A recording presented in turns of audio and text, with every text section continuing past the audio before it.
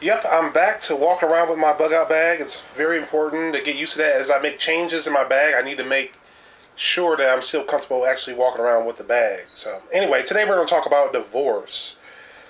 Oh boy. Alright, so Nick is getting ready to clean up the floor, but today we're going down to the courthouse because he's going to file for divorce.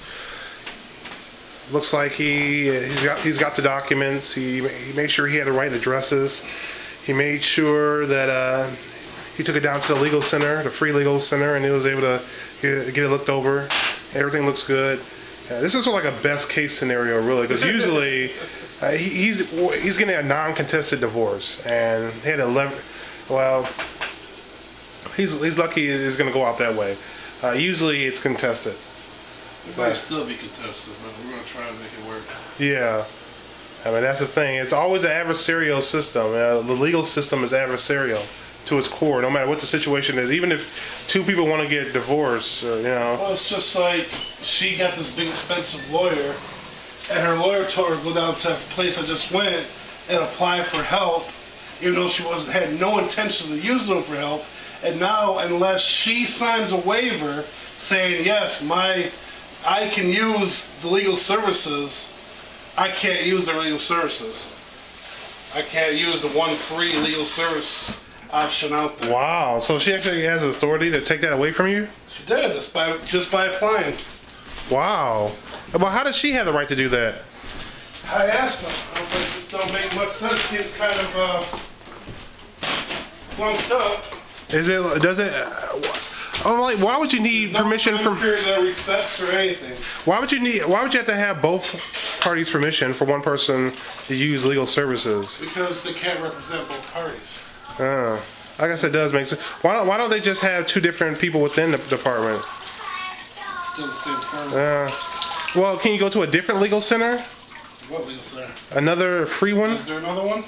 I don't know. So, No. well, maybe they are the free legal services. Oh, so basically, whoever gets there first. Yes. So, guys, if you're going through a divorce, you might want to keep that in mind. Everything notarized, everything stamped, everything copied.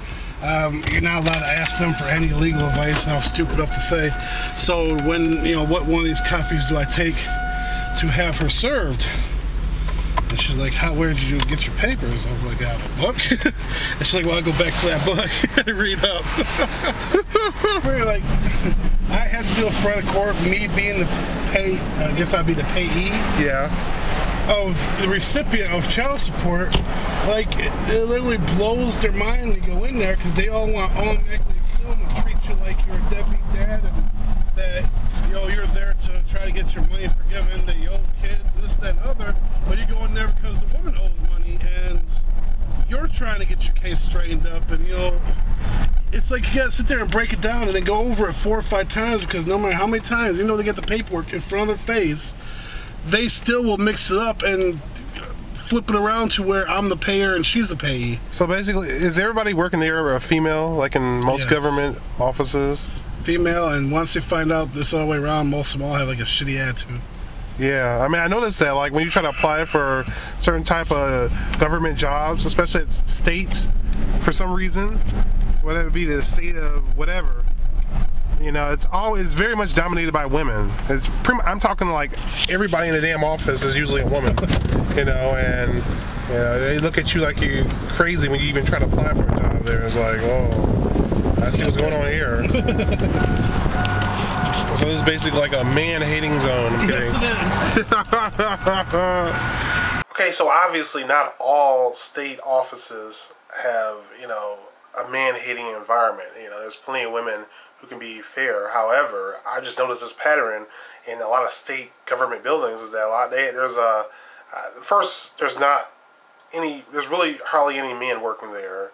And 2, they tend to be a little bit more hostile towards men. So how can we correct this problem? Is this a situation where men just aren't interested in these government desk jobs? Or is it a situation where, these people in these government desk jobs aren't likely to hire men, especially when they're dealing with child support and child services and family courts? I mean, you guys share your thoughts and your experiences with these family courts, divorce courts. They're all separate, but there's a common theme in all of them. So Thanks for watching. Thanks for listening. And don't forget, the future belongs to those who prepare for it today. Bye.